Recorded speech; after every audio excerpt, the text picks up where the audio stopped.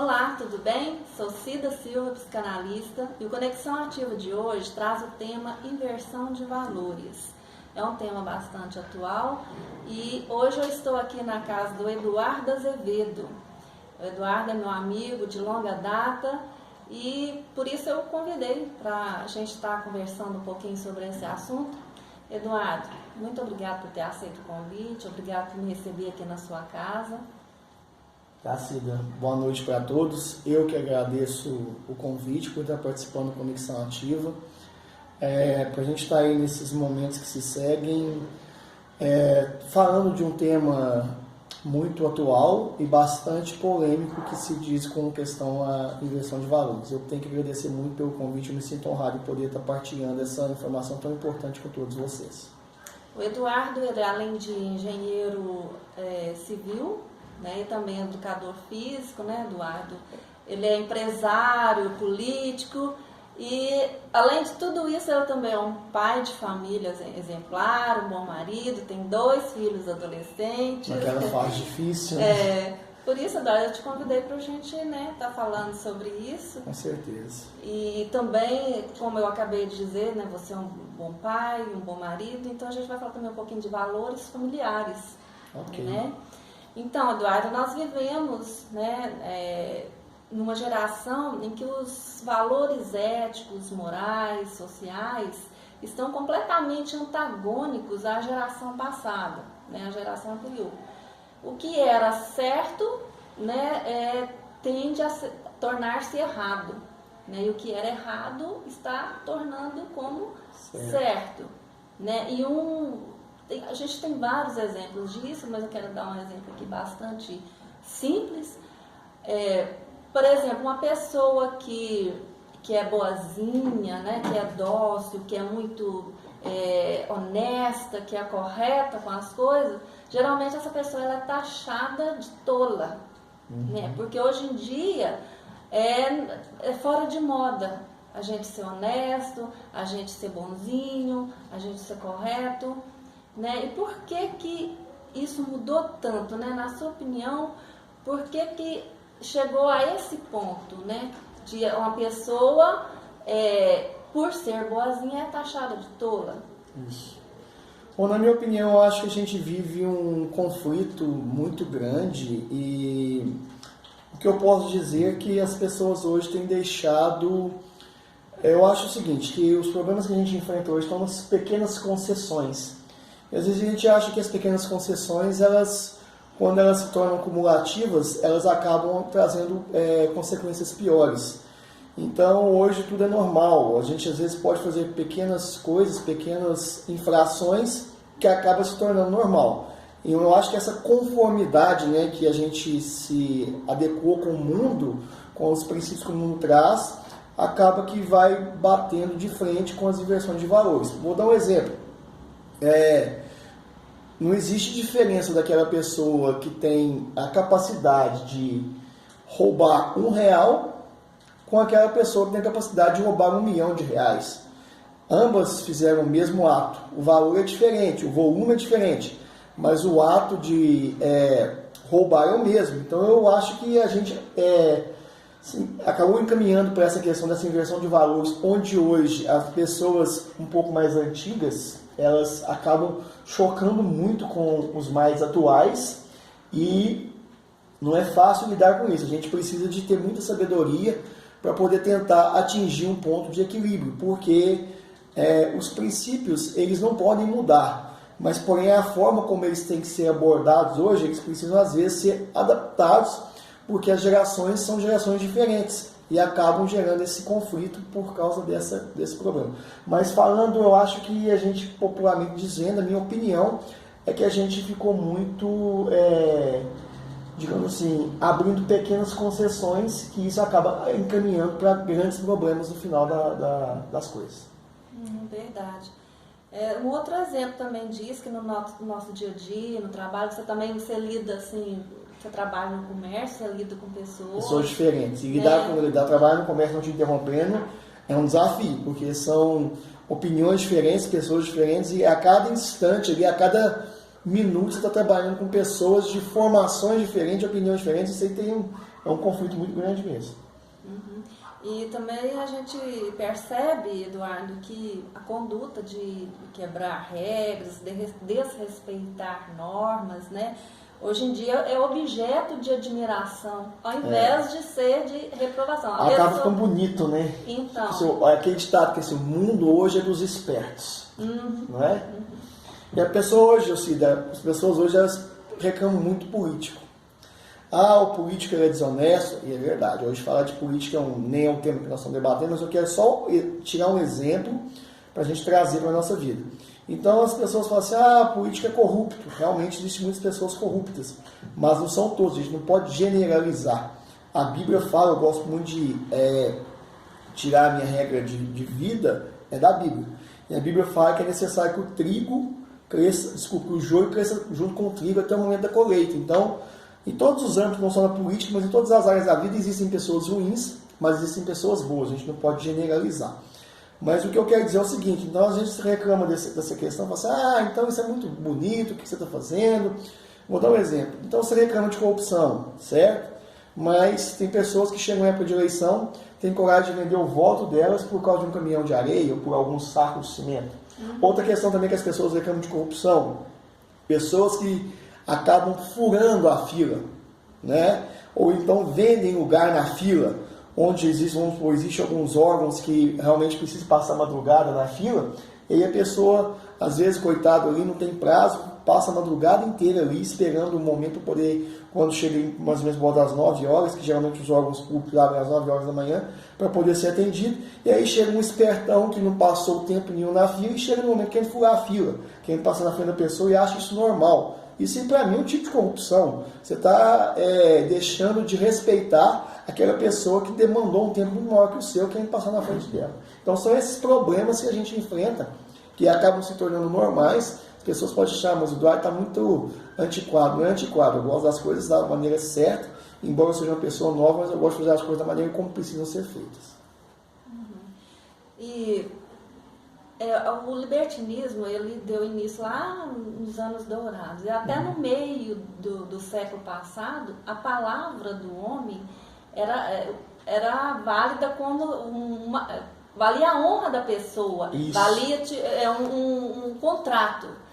E só que hoje, por exemplo, que a pessoa afirma hoje, amanhã ela já... Conforme a circunstância, ela muda de opinião. Muda de opinião. Então, a palavra hoje do ser humano, do homem, vamos dizer assim, ela já não tem mais o valor que tinha antes. Né? Na sua opinião, por que isso mudou tanto também? Olha, é o seguinte, hoje a gente... Interessante que você vai... Vou dar um exemplo, assim, você vai fazer um financiamento de um veículo. E aí, para você fazer o financiamento de veículo, você precisa assinar uma série de contratos, precisa passar por uma análise de crédito. Não adianta só o seu nome não ter restrição, porque hoje o Serasa, o SPC, principalmente o Serasa, ele não consulta, não é só se o seu nome está sujo, ele consulta o seu score de pagamento, se você é um bom pagador. Você tem que passar por todo esse processo para ser pré-aprovado, para depois assinar uma série de documentos para aí então você poder adquirir aquele veículo, certo? Antigamente não tinha isso, né? Antigamente as pessoas faziam negócio somente de boca a boca. E eu lembro disso, um exemplo, quando eu estava no primeiro ano do ensino médio, isso foi em 1996. E, por uma dada circunstância, eu adoeci e eu não pude comparecer na prova da disciplina de biologia. E eu peguei o atestado médico, eu estava adoentado, e eu cheguei para o meu professor na outra semana, quando eu já estava melhor, na escola, cheguei para ele, entreguei o atestado médico e falei assim, olha, eu não compareci na sua prova porque eu estava doente, estou te entregando o atestado para que você possa repetir a prova. Isso não sai da minha cabeça, coisa quando eu era adolescente ainda. Ele olhou bem nos meus olhos assim, Eduardo, eu te conheço muito bem pelo aluno aplicado que você é, e você não precisa me apresentar o atestado, o que vale para mim é a palavra. Palavra vale muito mais do que uma assinatura, e é verdade. E hoje as pessoas, elas estão assim, prometem e não cumprem. Eu sou do tipo de pessoa o seguinte, você não é obrigado a prometer nada para ninguém. Mas se você prometeu, você tem que cumprir. A palavra, principalmente do homem, a palavra não volta atrás. certo? Independente das circunstâncias, eu acho que a gente precisa pensar muito antes de prometer as coisas, e se você prometeu, você tem que ter a honra de poder cumprir. Hoje não. Hoje você pode prometer e passa aí algumas circunstâncias, você pode simplesmente cancelar aquilo que você prometeu porque caiu na normalidade. Eu acho que isso, para mim, na minha opinião, por que chegou, foi a pergunta que ele fez, por que chegou nesse ponto? Porque eu acho que o ser humano, ele não respeita mais um ao outro. Isso, para mim, na minha opinião, é falta de respeito, porque à medida do momento que você prometeu, é necessário que você cumpra e honre com a sua palavra, com o seu compromisso. Bom, hoje em dia não basta você ser honesto, você tem que parecer ser honesto, né? E a reputação, ela depende do ambiente em que a pessoa é inserida? Não. A reputação, o ambiente pode influenciar. Ele pode influenciar, mas ele não depende, não. Sabe por quê? A reputação, ela vem de berço, ela vem das raízes, ela vem daquilo que seu pai e sua mãe ensinou para você. E é isso que eu sempre tento passar para os meus filhos. Hoje é um choque de conflito muito grande. Você quer ensinar uma coisa correta dentro da sua casa, biblicamente dizendo, como eu já disse, a Bíblia é a nossa regra de fé, e o mundo ensina uma coisa totalmente contrária. Então é um choque de conflito muito grande. Agora, eu acho o seguinte, a gente não deve ser influenciado pelas circunstâncias. O que veio da gente, da nossa origem, o que está plantado na gente, não pode ser mudado simplesmente por questão de circunstância, não. Essa é a minha opinião. O ambiente não pode influenciar. Desculpa, o ambiente não pode mudar. Ele pode, às vezes, influenciar. Mas quando você tem raiz, você tem convicção, você tem princípios, aquilo não faz com que você mude de opinião. Então, você ainda é jovem, né? Mas a sua geração, né, é completamente da geração dos seus filhos. Você cria os seus filhos completamente diferente Isso, do que gerações completamente diferentes. da forma que você foi criado. Isso. Então eu queria até uma curiosidade minha, que você sabe que eu não tenho filhos, né? E com tanta informação, né?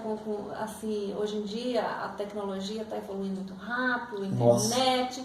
Aí eu queria saber de você, como que você faz para ser um pai atualizado, né? Um pai que acompanha a modernidade, acompanha seus filhos. Como eu disse anteriormente, o Eduardo tem 2 filhos adolescentes, né, que aliás são idôneos, são meninos muito educados, são musicistas, né, cheios de qualidades. Aí eu queria saber como que você faz para acompanhar tudo isso, ser um pai atual e ao mesmo tempo sem ser quadrado, chato e acima de tudo passar para os seus filhos os valores cristãos. Olha, pergunta difícil de responder, mas a gente tem que responder. Hoje, a gente tem uma tendência de trabalhar com os extremos. Como assim trabalhar com os extremos? Ou é muito liberal, certo? Hoje é mais liberal. Ou é muito radical. Verdade. Está errado. Você não pode ser nem muito liberal, nem muito radical. Você tem que atingir o ponto de equilíbrio. Certo? Equilíbrio é tudo, justamente. Isso se chama domínio próprio, isso é bíblico, isso é um dos frutos do Espírito Santo, tá? Em Gálatas capítulo 5. Então a gente precisa atingir o equilíbrio. E não é fácil, porque a geração que eu vivi é totalmente diferente da geração dos meus filhos. A gente acaba, tem hora, chocando com alguns pontos, e isso não é fácil. Mas eu vou deixar um segredo, assim, não é segredo, desculpa, assim, segredo não pode ser uma dica, digamos assim, de como nós precisamos fazer isso. Eu tenho a convicção de que diz que uma frase, eu não sei qual é o autor, se o autor é desconhecido, que diz o seguinte, que tudo que começa de joelhos é para ficar em pé. Então, pais, mães, tios, avós, se vocês querem ter sucesso na educação dos filhos de vocês, eu estou buscando sucesso para os meus filhos. A vida é um constante aprendizado. Eu não estou dizendo que eu sou pai perfeito, certo? Eu procuro sempre me relacionar com eles da melhor maneira possível. O primeiro ponto que eu procuro para que eles possam conseguir filtrar aquilo que eu faço é simplesmente o seguinte, eu vou dar uma dica para vocês.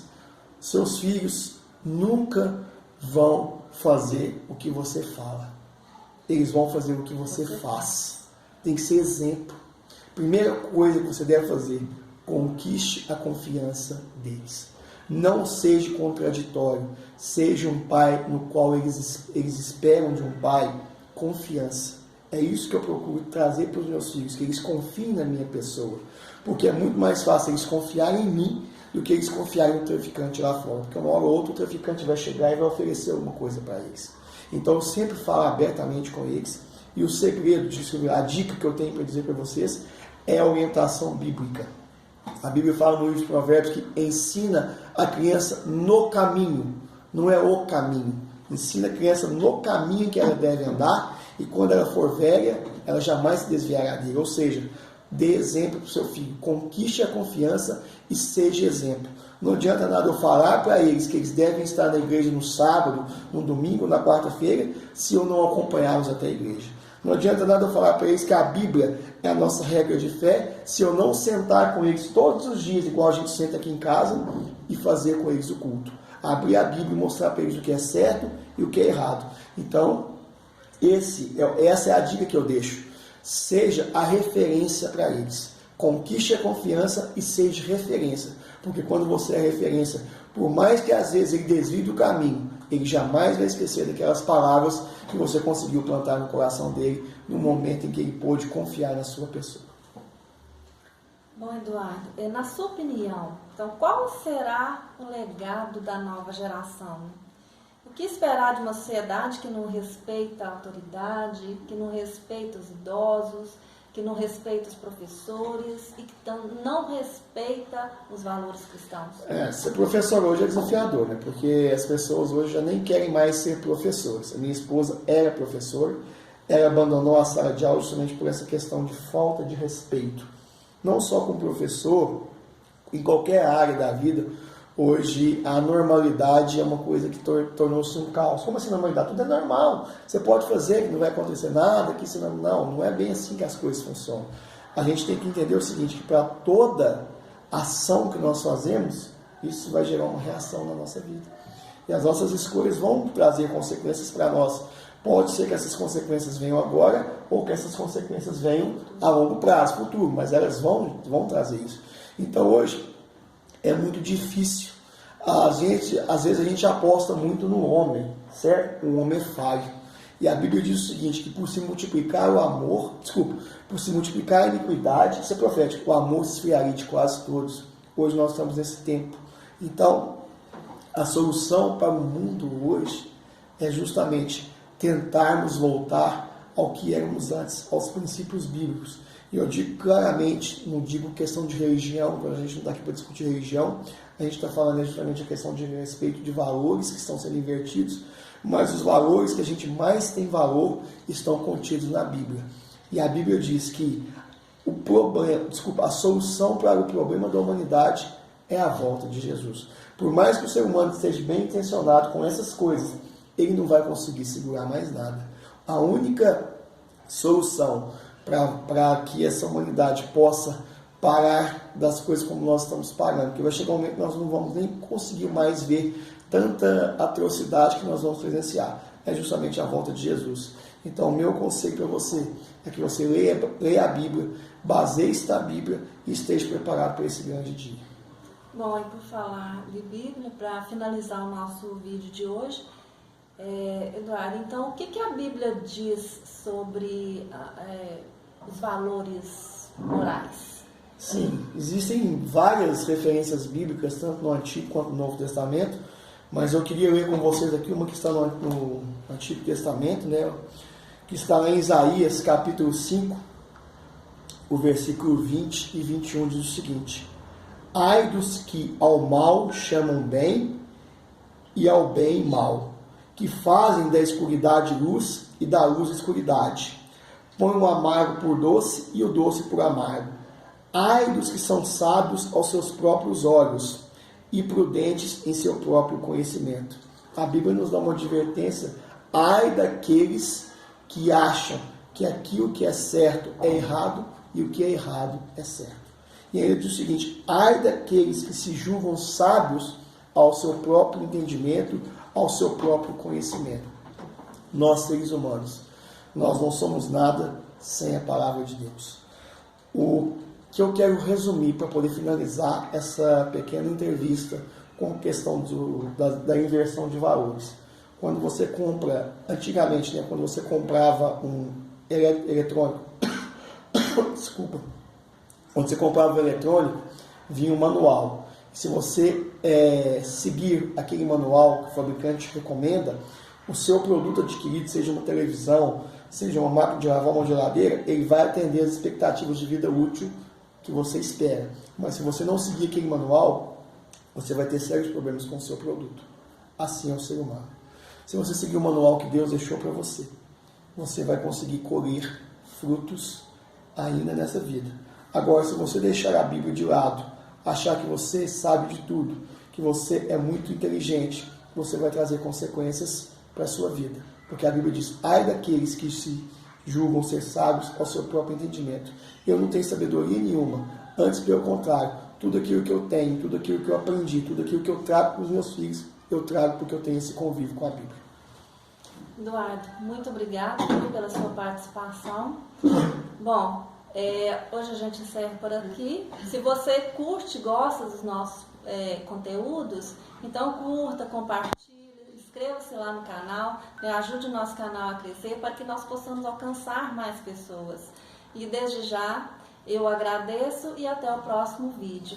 Nós agradecemos, fiquem todos com Deus e nós estamos à disposição para mais entrevistas, pois o conhecimento ele deve ser sempre ampliado e divulgado para todas as pessoas. Que Deus abençoe ricamente vocês. Cida, muito obrigado pela oportunidade. Minha casa está de portas abertas para todas as vezes que você precisar. Você pode vir aqui para a gente estar conversando, tá bom? Obrigado. Sim, obrigado.